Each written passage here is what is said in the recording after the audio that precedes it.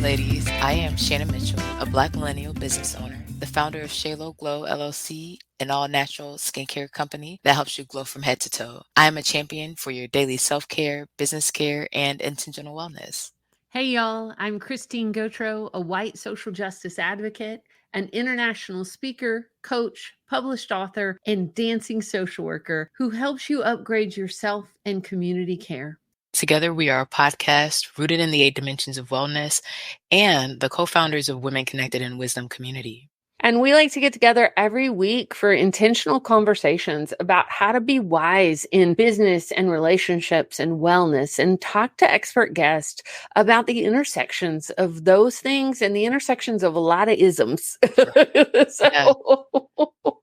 So important. So important. Sometimes we're on it. Sometimes we get thrown off balance, right? How do we maintain all of it? Right. Mm-hmm. I was in conference mode from our conference last Friday and Saturday, and I was like, oh, they got to be at the conference. Yeah, they got to be in the conference to get the extra dances. Had such a good time with you. Right? So much fun. Meeting new people. Our speakers knocked it out of the park. Yeah, they did. Just, yum. Oh, I was sharing in the community earlier on LinkedIn about the biggest takeaway for me was that our breath is also a gift to the trees. You know, during COVID, right? During COVID, I've been really, I don't know if intentional aware.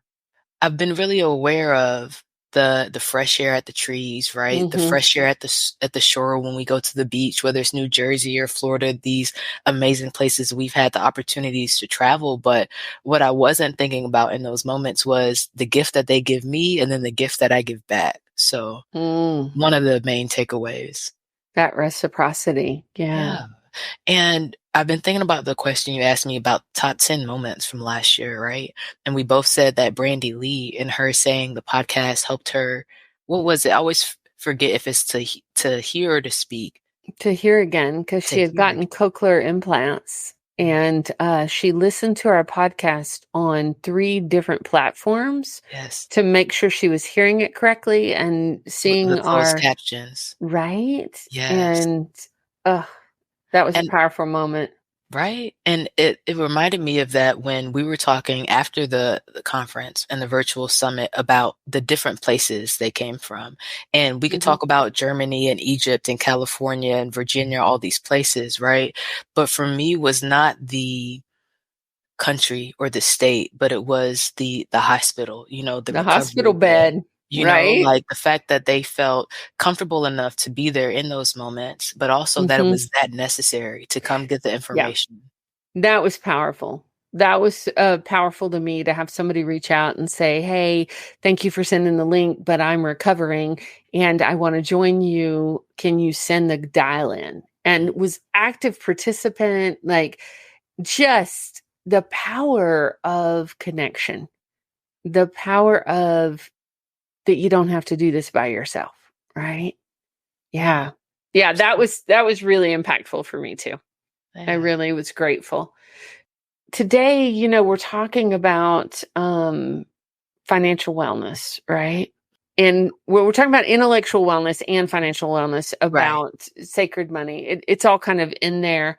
I was really thinking about I was thinking about so many things because this week is just like, whew.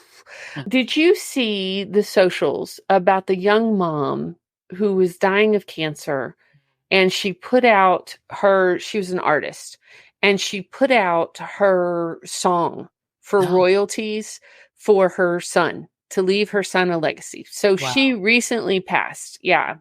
But it made me think about this, about like financial security and financial, because it went viral. Like her song went viral.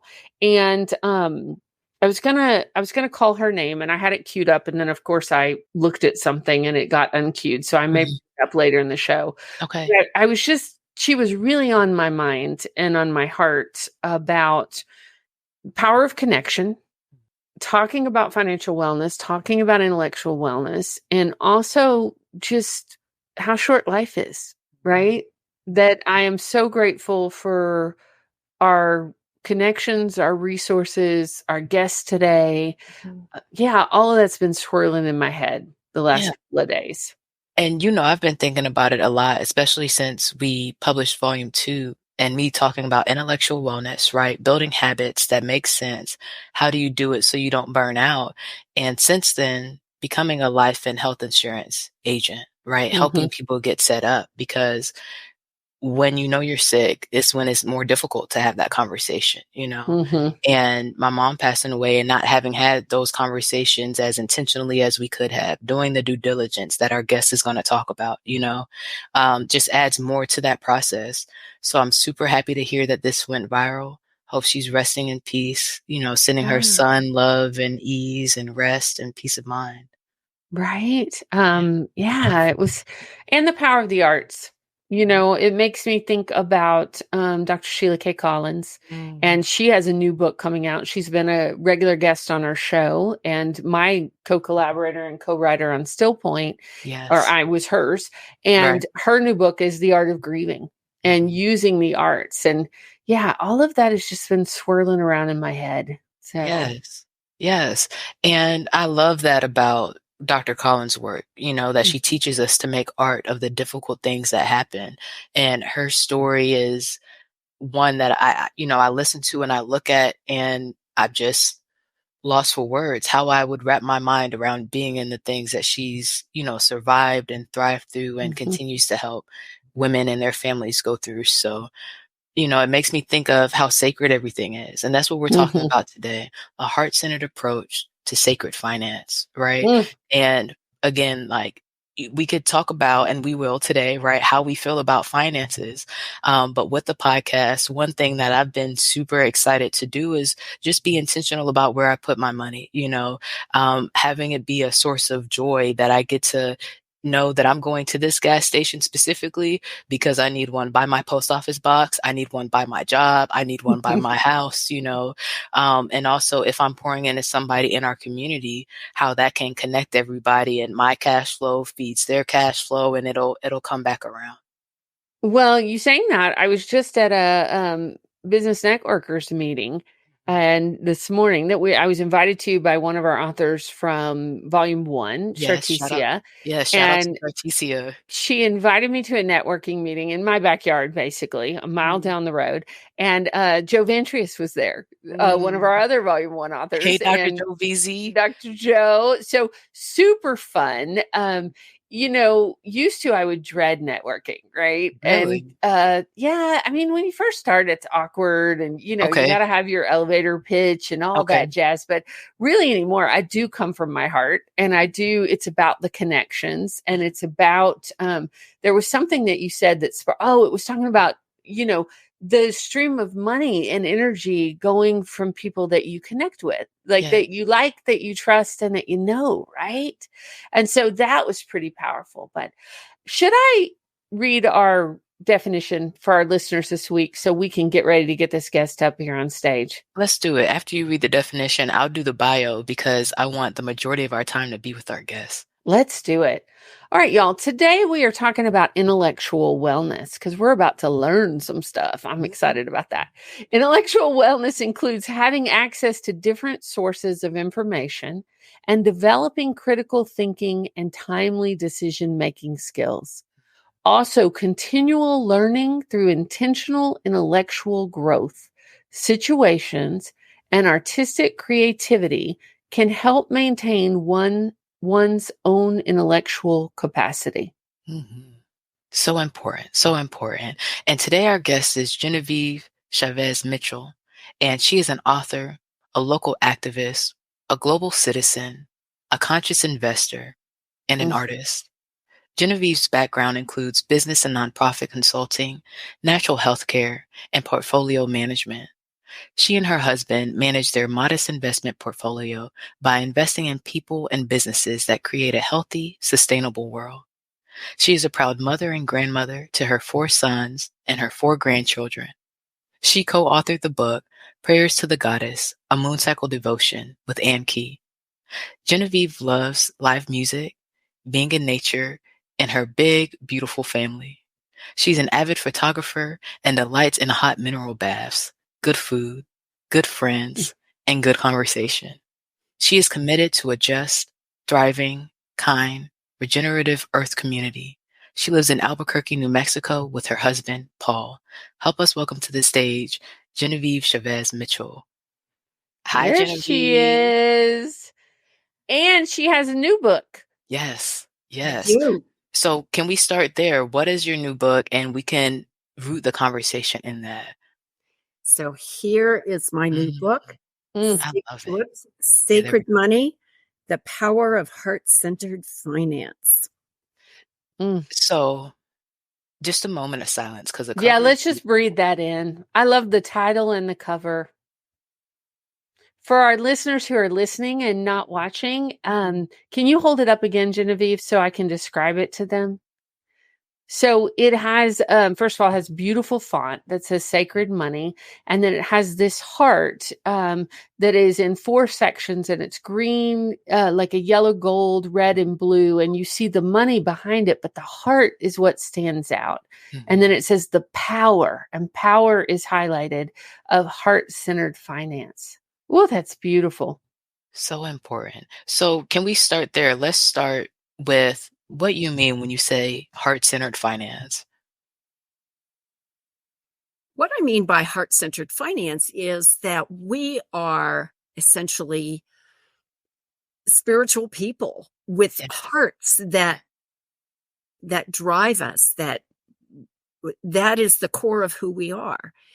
And if we can use our thinking, our intellectual wellness, our critical thinking, our learning to bring in that both the spiritual piece as well as the economic piece, then we can focus on intellectual wellness and financial wellness. So important. And I love how in your book you talk about going from me and mine, right, to we. What is the I guess the position that you see it best that we transfer to? The we, us, and what's the third part of it? So I like to frame it as a paradigm shift from the societally based framework that we have operated in for for a millennium or more. Right? And that is the me, more, mine, money, greed, accumulation, capitalism, patriarchy that has framed the way we have done money in our society. And I'm inviting people in my book to think about a different framework, which would be us, we, the earth, community, connection, that interconnectedness that we all know is there. We just we haven't in the recent past been tied into that interconnectedness. Yes. It reminds me of this show that we've highlighted on the podcast, the Centennial show, The Blue Zones. Have you seen that, Genevieve? Have you heard of it? I have not. I'm sorry. It's okay. Okay. So it's this show that highlights centennials who are people who live to be over 100, right? It's really good. And things like exercise, movement, laughter, intentional, healthy lifestyles, right? But one group of women, it was their connectivity to community, right? And in this community, they were really intentional about pooling their money for emergencies. And I've seen Mhm. that at jobs, but I love that they did that in their friend group.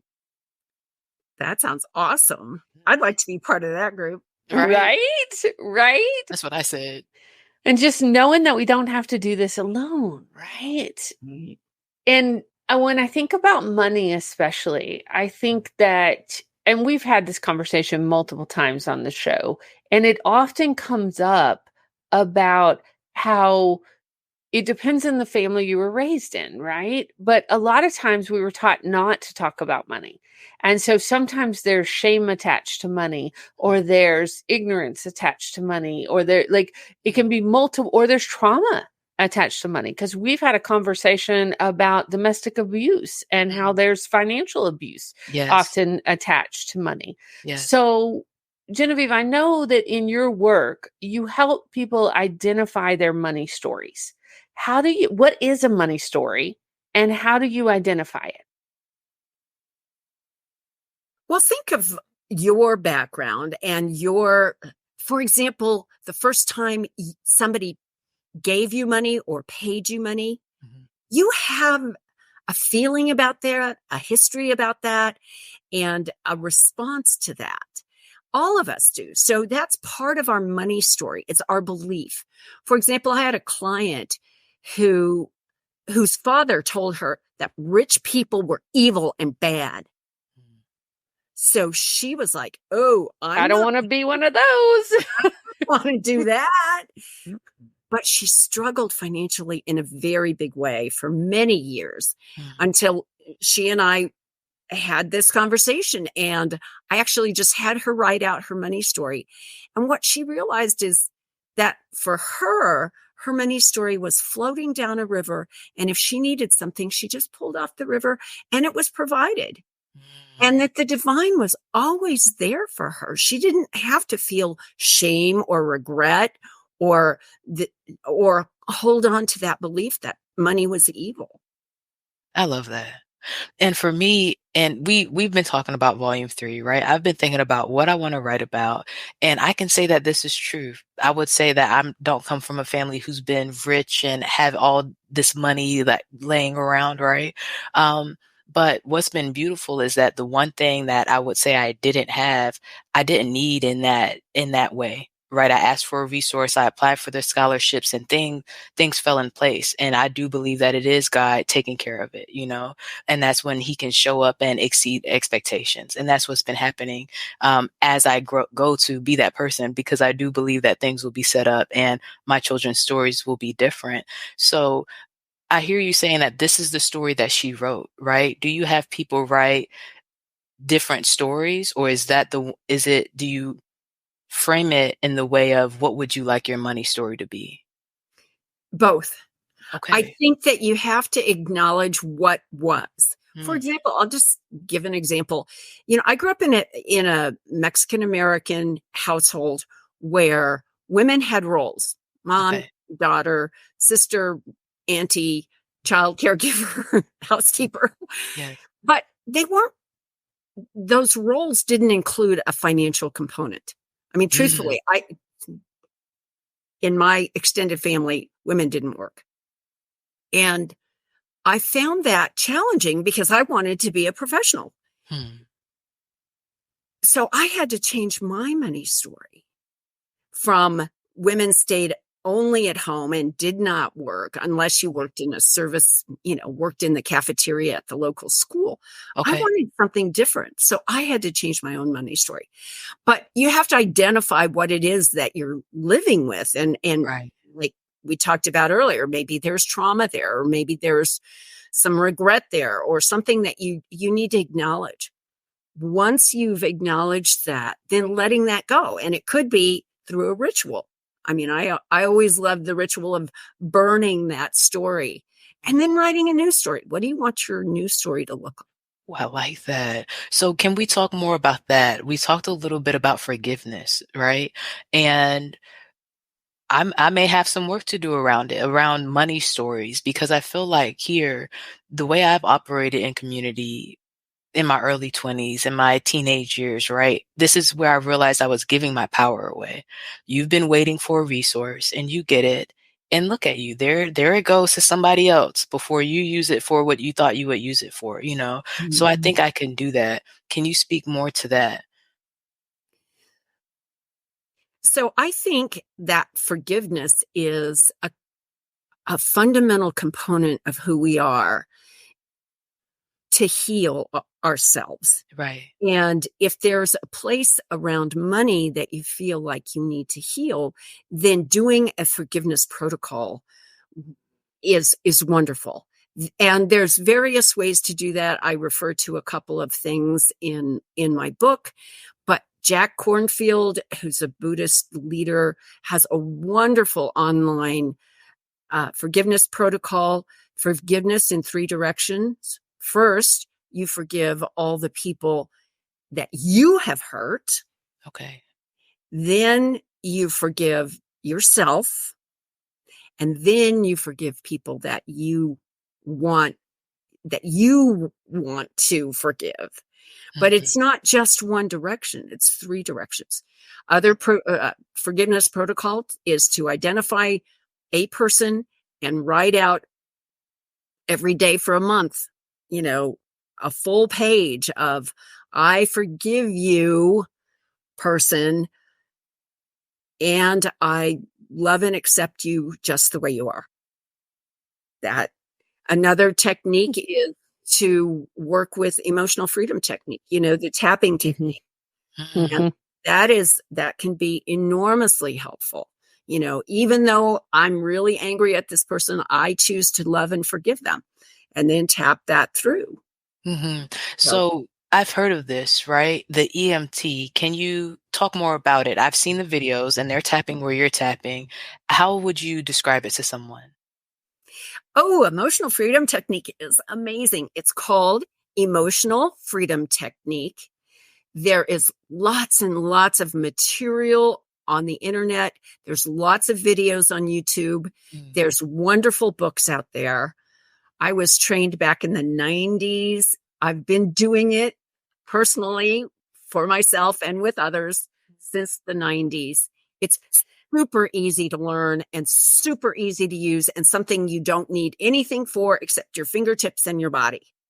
Can I add something in here? Because I love this technique. And, used to it would be considered so woo-woo, right? Like people, but I just Googled it because we always grab a resource for our listeners and put it in our show notes. So while you were talking, I'm Googling it. I find this very fascinating. I think you will too, Genevieve, because we've been doing it a long time. First thing it comes up is through Kaiser Permanente.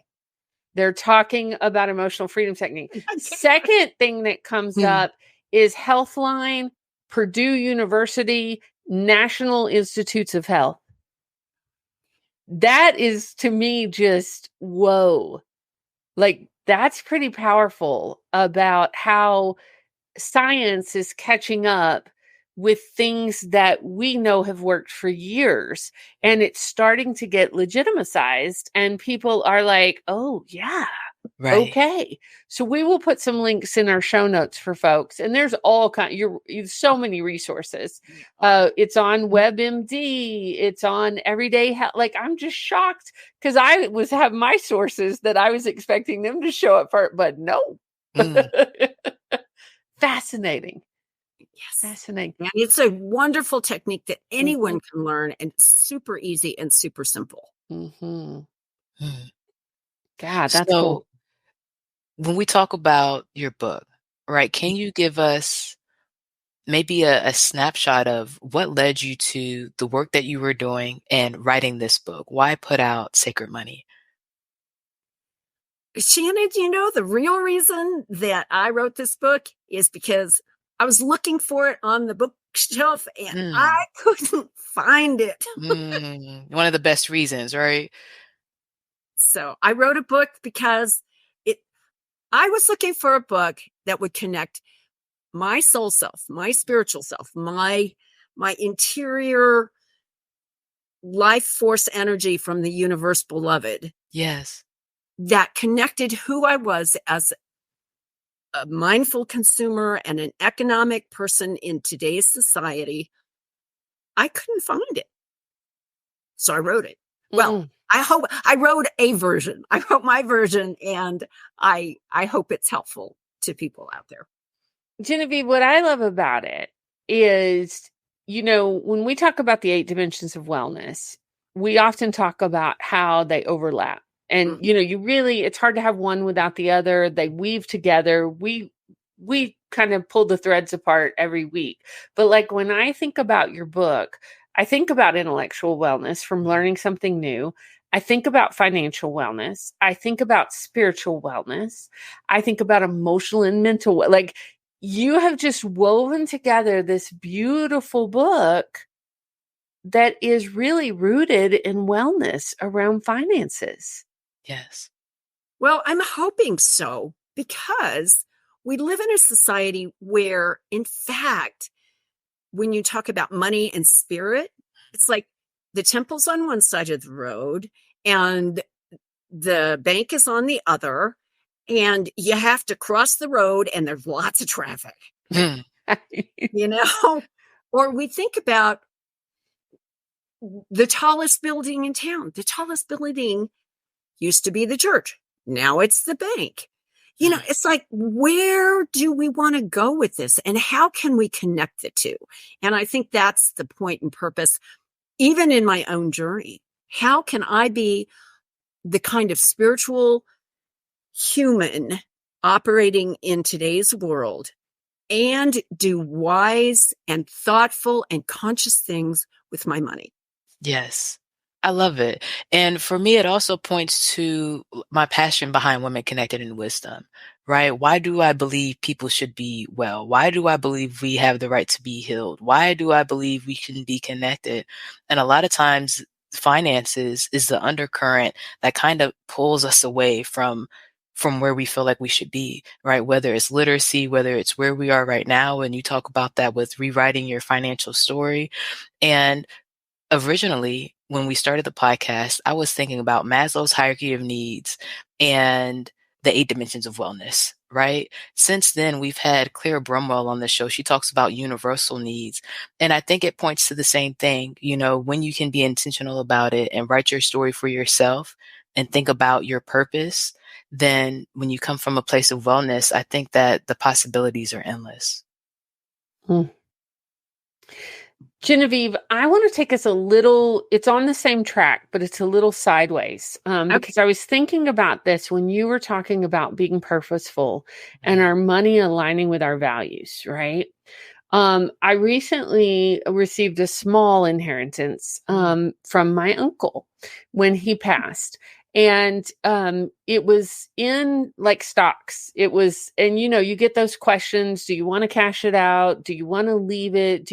And what I was faced with is, how do I know when I'm investing that something aligns with my values?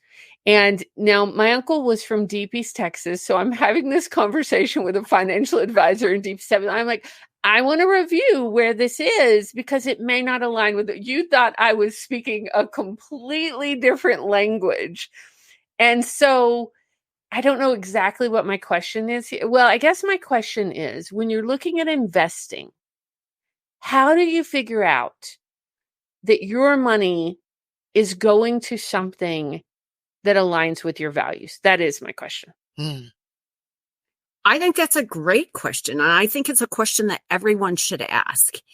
And to align what you are investing in with who you are as an individual is huge, because that means you're being mindful and conscious and considering the options, as opposed to giving that power away to someone else, a financial advisor, a husband, or whoever is handling your money. So one of the first things is to look at it, see what's in there, and see if that's what you want to do with your money. Now, I can say I am not a financial advisor. I can't tell you where to invest, but you can certainly ask the questions about what's there, and is it possible that I could, if it's not aligned with who you want to be, could I move that into an environmentally social governance fund or investment, or a socially responsible fund or investment that would work for you? Keep in mind too, this isn't for everyone, but the stock market may not be your best place for investment. I will tell you, my husband and I don't have but a pittance in the market, because I personally, this is just me, I don't think that the market has my best interest or my community's best interest in mind when it's doing its market thing. So my money is being invested in my local community because I want to help the farmers. I want to help this restaurant build out their new drive up. I want to help somebody, get back in business if that's what they need to do. And so I consider all the money transactions I do, gifting, philanthropy, investing, supporting others, all of that is an investment in my community. I love that. So I'll share with you. We just invested. Hey, y'all, this is a great place to take a break, take a deep breath, and hear from our awesome sponsors that make Women Connected in Wisdom podcast possible. Shannon, we are so grateful that Shayla Glow is the sponsor of the Women Connected in Wisdom podcast. And I wanted to take this moment to ask you, when you think about the people who use Shayla Glow, who are we talking about? That's a good question. I think about 3 groups, really. One, the group that's removing hair, right? So whether you're using laser hair removal, waxing, shaving, you got to make sure that you're putting back what you're taking out. The second group, I think about those with dry skin and the problems that might cause, right? The scars, itching, burning, whatever the situation is, you definitely need all 3 steps, right? The exfoliation, making sure you're taking the dead skin cells off. The oil, putting in the moisture, and then the shea butter with the aloe, sealing it, helping you heal. Those things help both groups, right? And third, for the third group is those with chronic illness. You know, the story is personally from cancer and different diseases that our population is dealing with on a daily basis throughout families as individuals. So I'm thinking about my mom and my grandmother and those around me with the same generational ties, right? And what positive, healthy habits we can start to make sure that we're maintaining our wellness, especially because the skin is like the cape, the exterior, the shield for your immune system. So with COVID, we have to be intentional about covering ourselves. And those are the groups I think about. I love it. And you know what else I love about your product? It's all natural, handmade, and it smells great, y'all. So esthetician tested. Yes, esthetician tested and approved. Yes. What about you? When you think about your company, what groups of people do you think about? Well, you know, I work with individual coaching clients. I work in community classes and with corporate teams. And with all of them, I use a strength-based, embodied approach to help folks connect with themselves and access joy, reduce burnout, and build resilience. You know, especially during these times, I think we need it. I think we need all the hashtag partnership power we can get. Yes. Invested our retirement funds in a local farm. It's 2.5 acres, and they grow food, and they have hoop houses, and they do amazing work. It's 3 local farmers who are working very hard to build this business. But when I go over and visit with them, I come home with cabbages that are big. Wow. And turnip greens and bok choy and carrots and, you know, a basket of tomatoes. I mean, there's a whole lot more to the return on my investment than just a little bit of interest. Oh, I like that. Right. As a farmer's daughter from Texas, I just want to say thank you for investing in small farms. Like, it is powerful, and it's a big deal. Yeah. I think about, for years, I've done the Kiva loans, like where you can pick who you invest with. I think that's a really good tool for people if they're starting small and want to do that. Can you say more about that? Kiva loans. I've never heard of that before. It is, well, how would you describe it, Geneva? Kiva, you can go to kiva.org, and it is a mechanism by which you can invest small amounts, like $25, I think is the minimum. Okay. And that can go where you want it. It could be go to a goat farmer in Kenya. It could go to a co-op in Honduras. It could go even there's some loans here in the United States, and those are repaid back. So once you've invested your $100 to this farmer in Kenya, then you get that back, and then you can reinvest it. Yeah. But you're not getting any interest. So it's the one thing. Okay. Yeah, it is definitely like for service. And when it first started, it was not available to folks in the US, and it is now, but like you can put filters in, like women-owned businesses, and that's how I started, is just doing really small loans to women-owned businesses, to give people a chance, right? Because sometimes you, depending on your size and your gender and your race, and you may not have had access to funds. And we know that. We talk about this stuff on the podcast all the time. But, Right. yeah. So that's, to me, it's just one of my service things I do. It's not for making money, but it's one of my service and feel good things I do. There are Okay. some platforms out there, and I will have to get those names to those platforms, but there are platforms for small investments, meaning in 2012, President Obama signed a law that allowed unaccredited investors to invest in small businesses. And so there's some microloan platforms that are government, there's an oversight component on that. Right. And after this, I'm happy to get you that information. If people are interested in finding a way to do small, if you're not an accredited investor, and an accredited investor means that that you have more than $200,000 in income, I think, or a minimum of $1 million in savings or something. Got I'm it. remembering, but it means that smaller investors, like most of the rest of us, can invest in small business.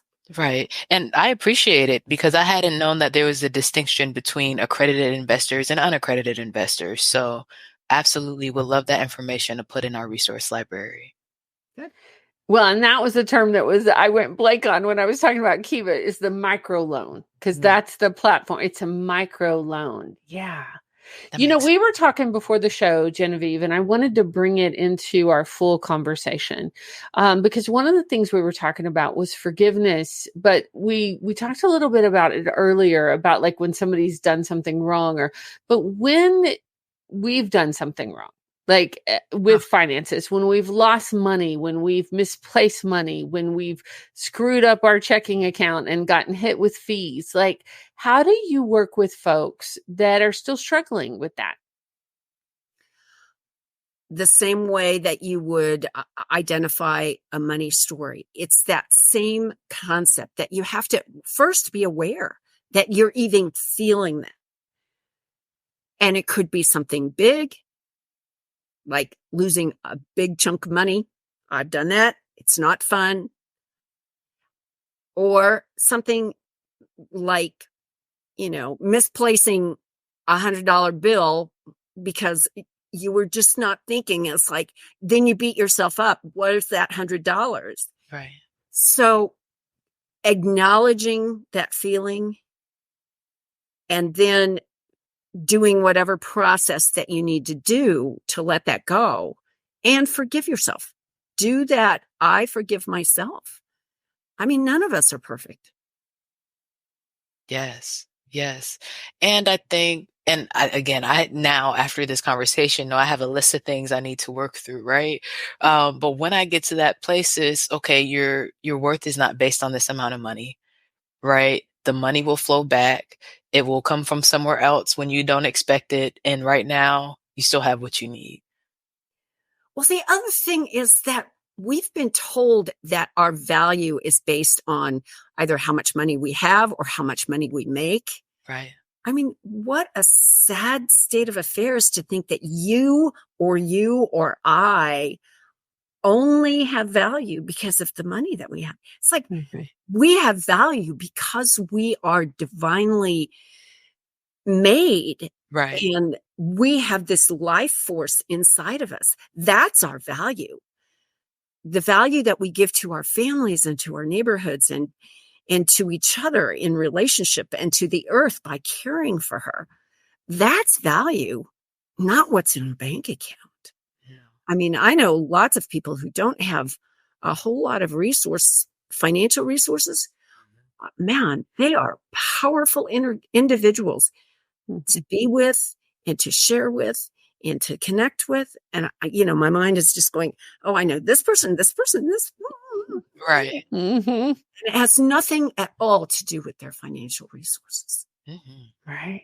And I think for me, that's, as we're talking, such a good place to start, like, because it's such the water we swim in the culture in the United States, to even just have that awareness and the acknowledgement, and that in some ways we have to separate it, and then we have to bring it back together in a healthy, sacred manner. Right.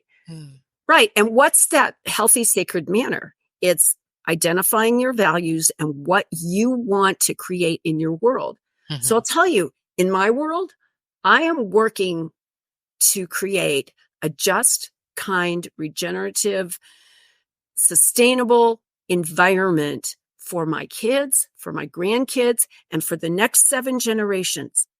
That's what I want to do with my money. So when I spend $1, I want to spend it locally, because that's going to circulate in a very big way, rather than now. And I understand sometimes you just got to get it online, but that's not where the money really, really works. It's when you're spending locally, when you're buying locally, when you're investing locally. I mean, money we spent in the local area provides payroll and area businesses and profits spent by that business owner back out into the community, local philanthropy, local tourism. All of that matters. And that's where I want to hang out and play. Yes. Yes. So before we go to wisdom and action, I have a question, right? For somebody who may be struggling from coming from the me, mine to the us and the we paradigm shift, right?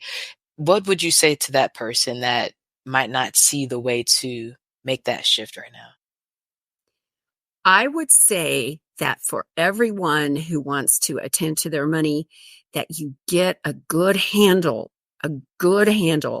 on where your money's going and what you have. Mm-hmm. There's people who have money squirreled away in 3 or 4 different accounts, or 3 or 4 different jobs that they've had this retirement and that package or whatever. Yes. Find out what you have, find out what you're spending, and then think about how you would like it to be. But you can't change it. Again, it's like we can't do something different unless we know what we have. And that certainly certainly is the situation with money. We've got to know what we have, what we're spending, what we have to invest, and where our savings are. And unless we have a good handle on that, it's really hard to make different decisions. I definitely would second that. I would definitely second that. You talking about that, Genevieve, and I couldn't pull it up at my fingertips. I'll try to find it to put it in our show notes. But do y'all remember that video that went around a couple of years ago? And it was really about perspective. And it was talking about, like, if you own a car, if you've graduated from college, if you've done this or that. And it kind of pulled out to the perspective of maybe. Really, it was a powerful video, and it just made me think about when you said acknowledge what you have, right? Mm-hmm. So part of my personal philosophy is start with gratitude, right? Yes. And just start with gratitude. And I remember years ago, when Oprah challenged all of us, like, to really get every day, right, gratitudes. I will never forget this because it went missing. And I think my sister took it when she moved, but I don't have proof of that. I got to forgive her. But it was a potato peeler. It was this potato peeler that fit into my hand perfectly. And I had gotten it at an estate sale and probably paid 50 cents or $1 for it. And I can still tell you how I felt when I was peeling the potato, because I gave gratitude for that potato peeler for years. Like, I just loved it. But it was from that practice of starting with gratitude, right? It was like, this was this 50-cent potato peeler. that just brought me joy and ease in my life. And anytime I get funky, because I've had these practices for years, but I can still get funky. Something will happen, or I got 2 kids in college, so I can go woe is me pretty quick if I'm not careful. I back up and I start with my gratitudes and just looking around, and the fact that I'm housed is a huge gratitude. Yes. The fact that I can walk out and get in a car is a huge gratitude. I just think about that, right? The fact that I don't work, like I have food in my refrigerator and I have food in my pantry, and then I go from there, right? Yes. And then the abundance that we live in the United States and the abundance in the natural world. Like I can walk out and have beauty right where I'm at. Like it is such a gift that I don't want to take for granted. Yes. And I think I do remember that video, Christine, and it sparked for me remembering my privilege, right? We've talked about it, Genevieve, and we talked about it last week, right? We had a guest who was from India, and she was showing us the different ways that different people connect. She said in the Mediterranean cultures, they connect on what brings them pleasure, right? Where she's from, they connect on just things that they like to do, commonalities. And in America, we ask, well, what do you do? And it's about the value, right? And especially with us being at the end of Black History Month and being a small business owner, right? I can understand how amazing it is not to have to add labor into your budget. Like labor is not out. This profit margin is different than it is when labor is in there. So of course, coming from a place of free labor and valuing bodies, valuing lives, it makes sense that that's the mindset of where we are. But shifting from that to, as a young Black African American in the United States, I'm still privileged to be able to read, to be able to write. I told you guys I didn't come from a place of financial abundance growing up, but being from that place now, that actually helped me to get scholarships, to be able to have my college completely paid for, to be an RA on campus and have room and board completely paid for. Those things are privilege. And even if somebody listening isn't in those situations, being in America, still being top percentage of the world, I would rather be here figuring it out than different places without central plumbing or the things that make our life as comfortable as it is. So I appreciate your work and helping us remember that we are sacred, that we can have a sacred relationship with money, and we can tap into our spiritual selves and still have financial abundance. And the two don't have to make you two completely different people. Right. Yes. Yes. Yeah. Well said, Shannon. Thank you.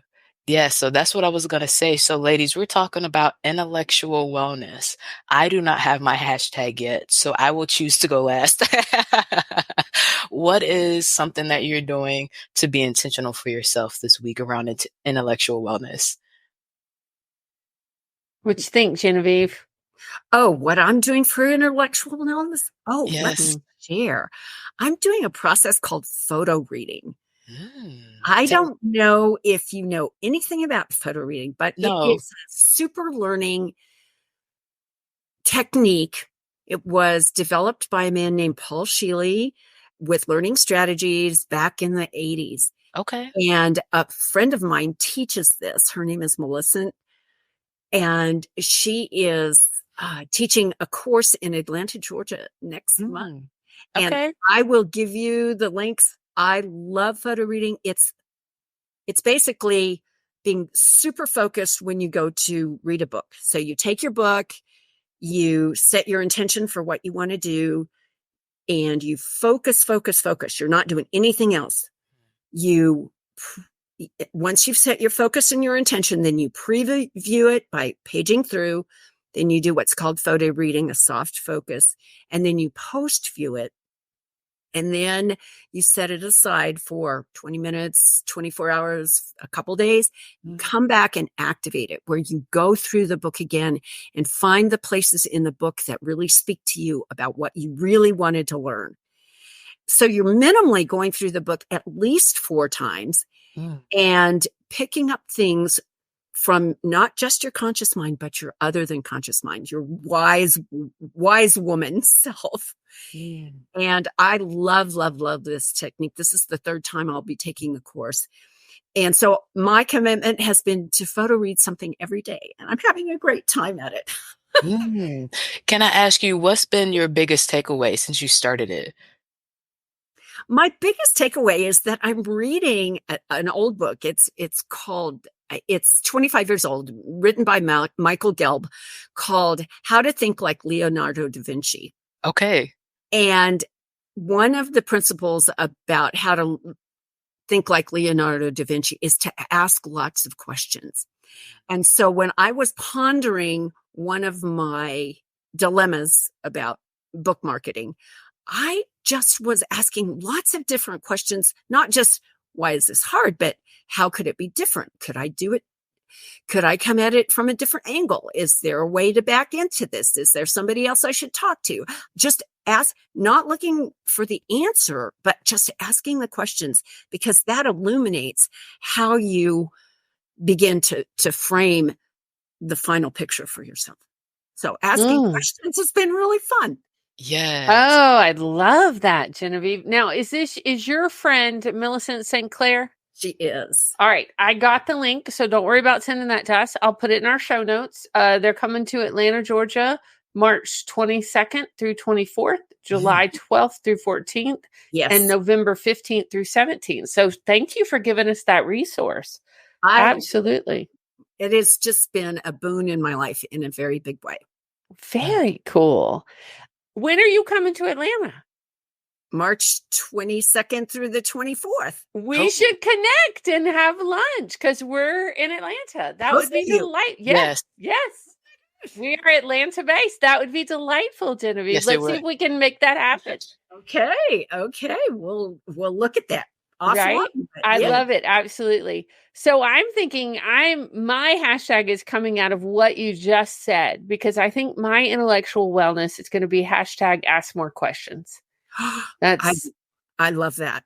Right. I was, because I was thinking even as we wrapped up, I have more questions. Right. Shannon, what you got? And I've been saying it throughout the show, right? I think it's financial forgiveness. Because I've helped a lot of people. I'm like, I could use that 500. I could use that 10,000. I could use these different things. And just the 3 different ways you were talking about forgiving, forgive it. The money's on the way, So hashtag financial forgiveness. I love it. What a delightful conversation, y'all. This has been really good. Genevieve, were you going to ask? I think I might have been about to ask what you were going to ask. Go ahead. ahead. You tell our listeners how to best find you if they want to get connected to you and your work?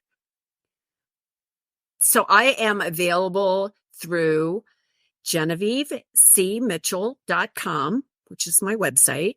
I'm on LinkedIn and I'm on Facebook. And my email is gcm@GenevieveCmitchell.com. And I would love to have more conversations with anyone who wants to have this conversation, because I think it's an important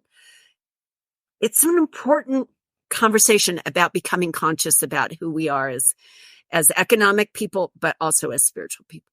Definitely. I love that. And Genevieve, you were telling us that if our listeners sign up for your newsletter, you have a 4-page heart-centered money affirmations for them, which they can find on your website, which is lovely. And StreamYard was having trouble today streaming to LinkedIn. So we will make sure we get this episode posted on LinkedIn so folks can find you there too. We got that notice when we came on, and tech happens. It's been happening lately. Yeah. So that's another reason for what you talk about is investing locally, right?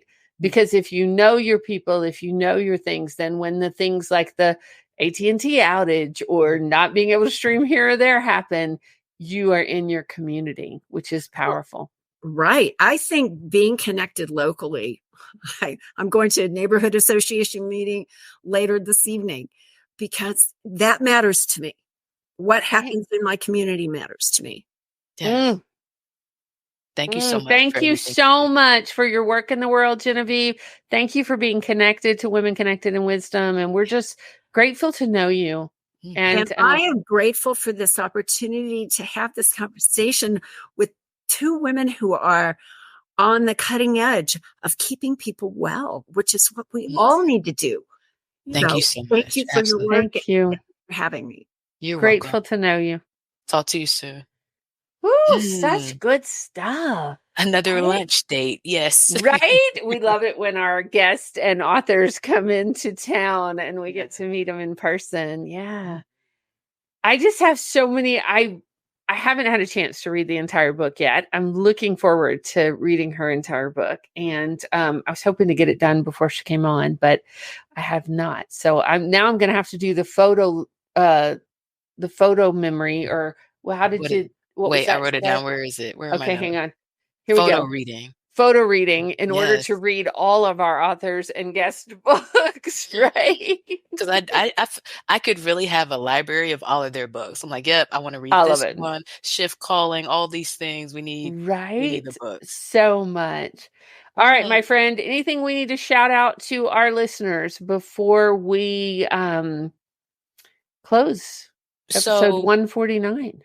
A few shout out. Well, I would say one shout out, but before I do the shout out, I do want to mention something that came up, and it's the forgiveness overall, right? Because I think that'll help us with a lot of anger, a lot of the weight we've been carrying. For me, it's not just financial forgiveness. I said, well, what about some occupational forgiveness? What about some, like these stories that we tell ourselves about all the places we've worked? And I've realized going into this new position as a kitchen manager again, that I could probably forgive some old stories and let it go a little bit more. Maybe I haven't let it go all the way. So wanted to share that. And for the shout outs, if you love the resources and then the stories that we share, we've been talking about the conference, but now we're getting ready for volume 3.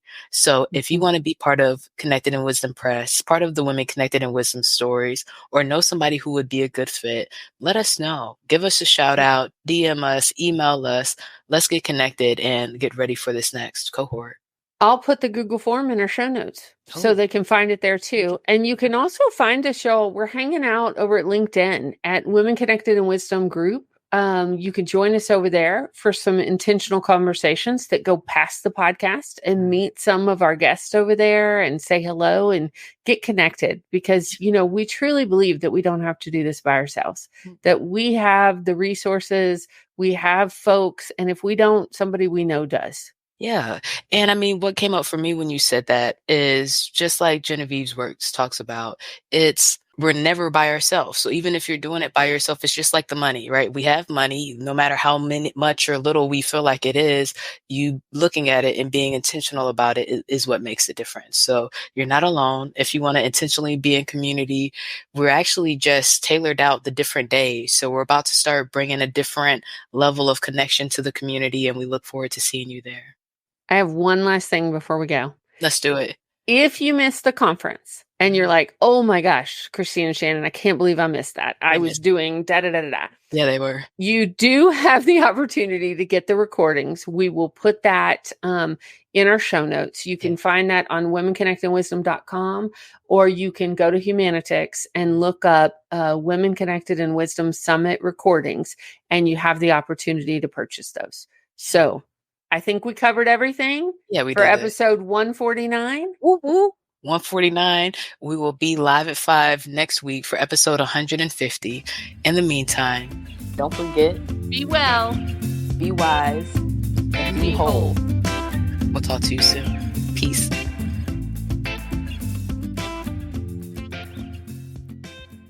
Thanks for listening. This has been the Women Connected in Wisdom podcast. On air live on Wednesdays at 5 p.m. Eastern via Facebook and YouTube. Be sure to like, share, and subscribe. Be part of the conversation and get connected at womenconnectedinwisdom.com.